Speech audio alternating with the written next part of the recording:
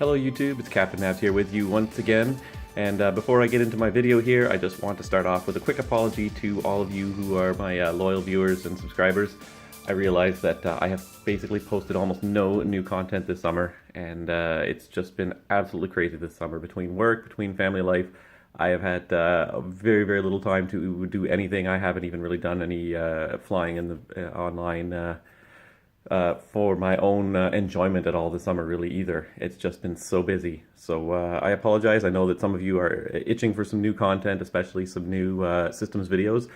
I do have the next system videos started. It's a slow process, and again, the amount of time I've had in the summer, it's almost been not moving at all. But I promise that when September rolls around, I will do my best to get things moving a little bit quicker, get a few more systems videos out within the first month or two of the fall. So stick with me. Thank you very much to all of you who have subscribed, especially all my new subscribers. Welcome aboard, and I hope you like what's going to come out. And I always welcome comments, and let me know what you'd like to see. The real reason why I wanted to make this video, though, was something that happened about 2 weeks ago now, and I've been wanting to make this video for a while, but again, haven't had the time. It started out with a little cryptic Facebook post by a group called POSCON, and this is a group that's sort of looking to start a new online flying network. And their post basically indicated that they were going to give $50,000 to an existing network to help promote their further development, hopefully in support of their eventual network.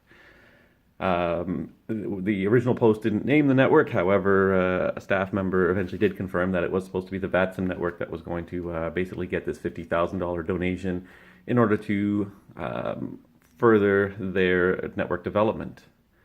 The long-term goal seemed to be, though, that POSCON would use this $50,000 as leverage to attempt to take control of the VATSIM network. So this really struck a chord with me when I read it, and I followed the story with interest, even though I didn't say much for a couple of days. I had a couple of emotions. My first, of course, was just complete surprise and shock. This just sort of came out of nowhere, just scrolled into my inbox one day, and I read the story, and I just couldn't believe what I was reading. It sounded made up. It just didn't seem to jive with everything I understand about the VATSIM network and from my time on the VATSIM network.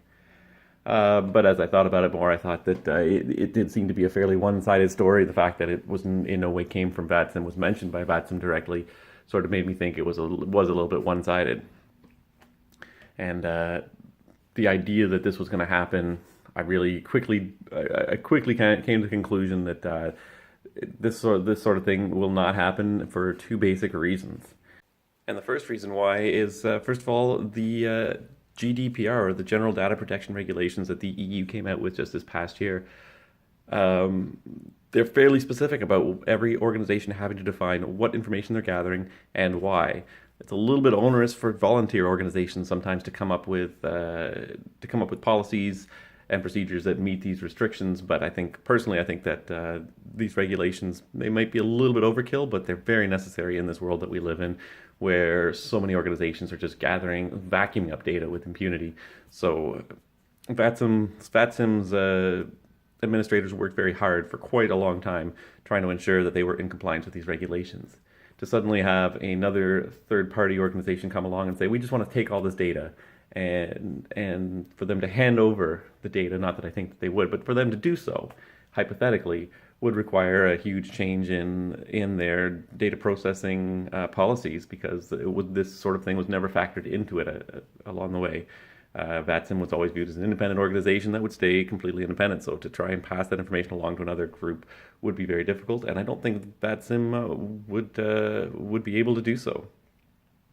And the second reason is that the VATSIM network functions without money, and it's not that they live in an idealistic world where money is no object, but it is written directly into their code of regulations. It's very high in their code of regulations that at no time is any member ever expected to pay a fee for any service related to the VATSIM network. That's not to say that VATSIM won't accept donations, but any donation given to the VATSIM network, and this has been sort of tested a few times, is basically given freely with no strings attached in any way related to membership information, anything like that.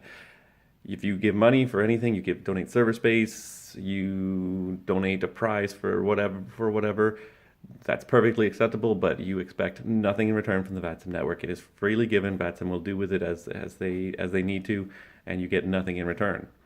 The idea that someone was going to donate money and expect all the user databases to be dumped in return flies right in the face of one of these most basic VATSIM policies, and that this whole network is no charge. It's free for anyone to use as long as they are willing to abide by the regulations that have been established for the network. So fortunately, it was 2 or 3 days after this initial Facebook post, and the speculation began to run rampant on the internet. VATSIM posted an official response from their Board of Governors, and the basic gist of it is that, first of all, that they never received any such offer from POSCON or anyone else offering them a donation in exchange for any kind of information. And even if they did, they'd be generally inclined to turn down any such offer, because any donation that has strings attached would kind of go against the basic grain of what VATSIM is trying to do. And also that the user information is not for sale. The network is slowly growing. There are changes now happening to move it into the future, to improve some of the technology behind it, to allow more people to write software to help be compatible with the network. So right now, the future for the network looks bright. There's things happening slowly. Yes, things are not happening as fast as some people would like. There are drawbacks to the network, the voice codec being one of the biggest ones, of course. But overall, the network is healthy. It's still fulfilling its original goals, and the board of directors is trying to slowly move it towards a newer, more modern state. So I was very happy to read this, that I seem to have been on the same page as the VATSIM Board of Governors. Not that I expect them to take any influence from me, but I've been a member of this network for a long time, and this struck a chord to me. I've been a member of this network for 8 years, not as long as some people, obviously, but long enough that I think I know a lot of how this network works. I know what I want and expect out of this network, and one of the things I like most about this network, first of all, is the respect you get on this network, because everyone has to use their real name. There's no hiding behind pseudonyms, behind mystery anonymous IP addresses. Everyone uses their real name to get on this network, or you get booted off the network very quickly. And I like that about this network, because it just keeps people respectful, not necessarily honest, but definitely respectful. You don't end up with the trolling on the internet that you end up with in most other corners, because people use their real names. Also, people who join this network tend to be mostly fairly serious hobbyists. You don't get people who sort of join it maybe they join it on a whim, but they certainly don't stay involved for very long on a whim. So everyone who's on this network tends to be of that same caliber. So you tend to get a lot of people who have a lot of respect for each other. Even when things go wrong, we all recognize we're not perfect, we're not all professionals, but we are all trying to have a little bit of fun, but also make this network work. The other thing I like about this network is, and some people will probably dispute this, is the transparency, the openness. It's not a perfectly democratic network. Certainly the senior members are generally selected in much like a job process, but that's good. I wouldn't want necessarily a democratic process for the VATSIM network. I wouldn't want just a straight up vote, because it would turn into a popularity contest.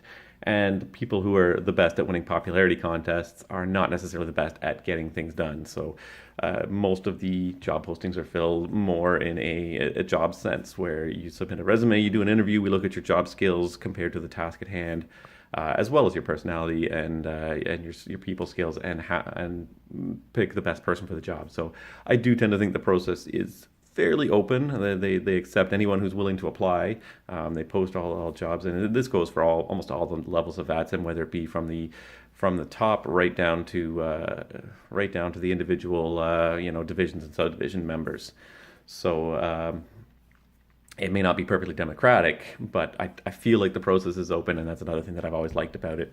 Again, all the regulations are out there published as well. VATSIM doesn't change; they don't change the regulations on a whim, but they do change from time to time. But most of the basic regulations have stayed the same for a very long time, because they're fairly simplistic, but they set the tone for the network. No money is ever accepted. We treat everybody with respect, and so forth. So. I'm very happy to see that the Board of Governors reacted very carefully, but they are seeking to maintain the whole spirit of the network, and I hope that this plays out for a long time. I'm not trying to say anything bad about POSCON. I've read some things, some not so nice things about the people who are trying to set up that network. If they can do everything they promise they're going to do, they may have a serious competitor for VATSIM, and I don't think we need more online networks. That's a whole nother discussion. My big thing is that VATSIM network for the time being is safe. They're not selling out your information. They're not trying to merge with some other network right now. They're going to maintain their independence, and that's what I want. As a member, I am happy with that. I like the network. I've been a member of it for a long time, and I want it to continue carrying on the way it does right now. I put many personal hours into this network as a staff member, making it better, trying to improve the quality of the controlling that happens on this network. So I'm happy to see that all that time that I've invested has not been wasted. So that's my rant on VATSIM and POSCON, and I hope that most of you will support my point of view on this. I think the VATSIM Board of Governors has taken the right step, and I encourage POSCON to try and set up a competitor. If they can set up something that works even better than VATSIM does, then people will go there.